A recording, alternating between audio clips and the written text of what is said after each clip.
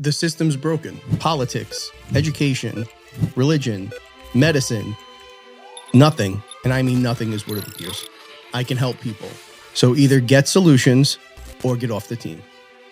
Have you ever wondered why Congress has an approval rating of just 15%, but incumbents get reelected at 95% rates in 2024?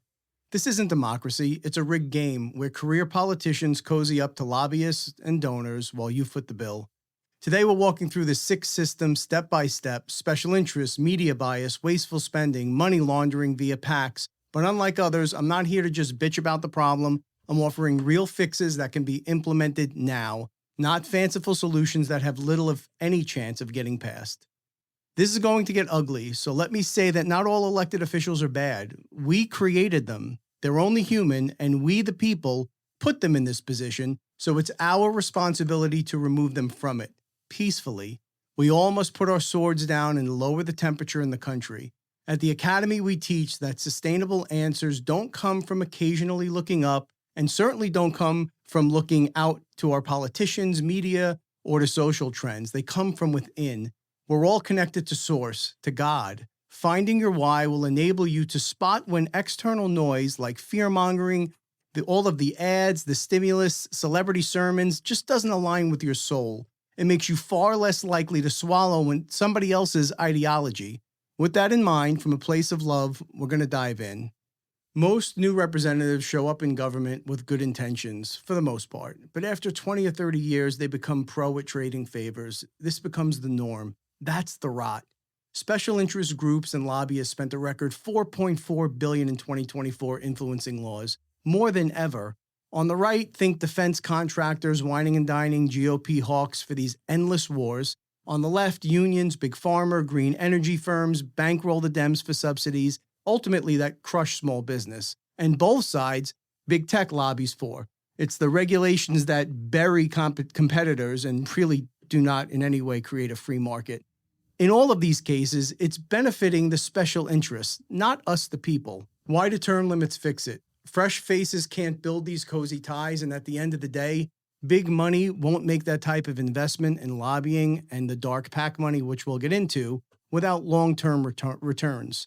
Polls show 80% overall support for a constitutional amendment for 3 House terms and 2 Senate terms.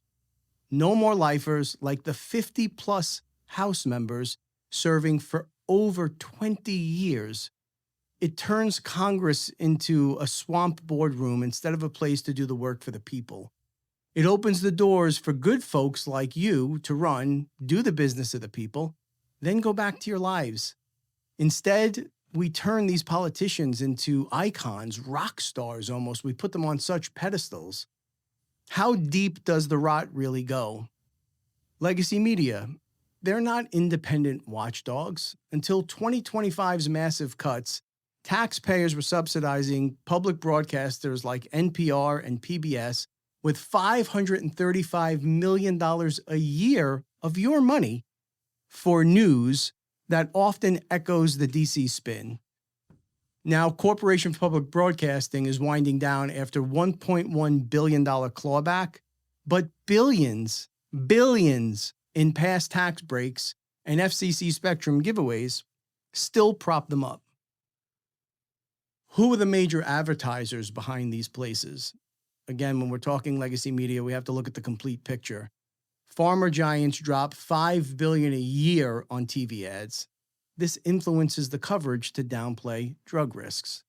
MSNBC, Fox, they all soft pedal it. Defense firms spending on CNN, and again, all of these networks, mute the war critics. And the result is slanted stories that push ideologies that are not the truth, and we know they're not the truth. It doesn't feel right when we listen to mainstream media news reports anymore. The gaslighting has really gotten to biblical levels. The Congress checkbook is a black hole.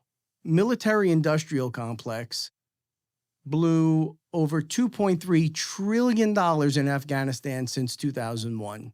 Now, here's a real tough one to swallow. In 2025 alone, 1 year, the Pentagon awarded $2.4 trillion of our money in contracts.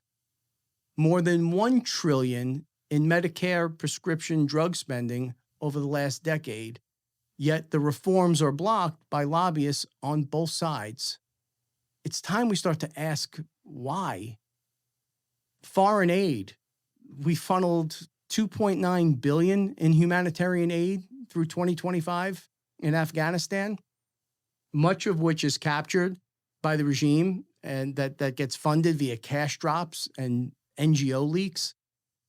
This is our hard-earned tax dollars that should be spent to really help people.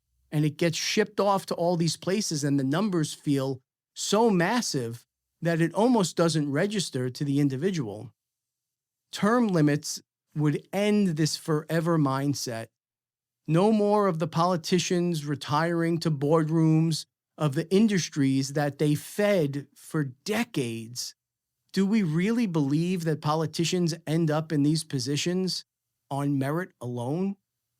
Are we really that naive to think that these jobs open up to these electeds and it's not tied to their voting record over their career? Another way that the swamp gets swampier, if you will, is the dark election money. It's capped for individuals at $3,500 per election to candidates.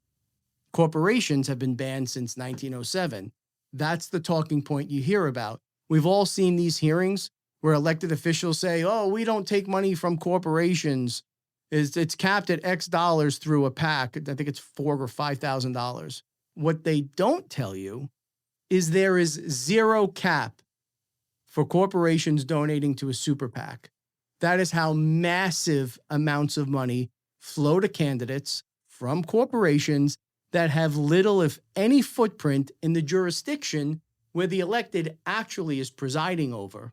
It's unlimited dark money that gets dumped into super PACs and goes into these elected officials' campaigns, and they're able to say, well, we don't take corporate donations. In 2025, $4.4 billion was seen in outside spending here. If this isn't buying elections and votes, I don't know what is, but we get so caught up in our side's ideology that we don't like to question it when it's on our side of the table. But enough is enough. What's the result? $36 trillion debt that you, me, and our kids, our families are left to pay for? When is enough enough? We're currently in a government shutdown. 670,000 plus federal workers have missed paychecks, furloughed, delayed. Congress? They're getting their full check every week. I heard one elected official recently say on the news, well, they can't afford to live without their salaries. How are they getting paid during a government shutdown, but the federal workers are not? How is this hypocrisy able to stand? It's called out by both parties, but nothing gets changed. The base salary for these elected officials is about $174,000 a year, but over 50% are millionaires. Do the math, folks. The People's Reset button, again, 80% plus across the country, across both aisles, support term limits. But how do we get it done in today's rules? The traditional way, Congress proposes an amendment with 2/3 vote in the House and Senate. Fat chance with lifers blocking it in there. I mean, good luck trying to get that done. And 38 states to ratify it. It's a slow road that's like asking the fox to guard the hen house. Article 5 of the Constitution allows 2/3 of the states to call a convention, propose amendments directly, kind of bypassing and skipping Congress. While this seems more feasible, again, with all of the hypocrisy and the grandstanding and the gaslighting, this would take decades to get done, if ever, getting that amount of states to agree on the language in a bill at the same time to bypass Congress. Here's my solution. Tie term limits to a one-time pardon. Any shady activities up until the time of the vote get wiped clean. No more prosecutions. All of this lawfare on both sides goes away. A fresh start. It's grace, not weakness. Forgive them because, again, we put them there and kept them there over and over and over. Free them from needing to retain power to protect their nest eggs, to protect their freedoms.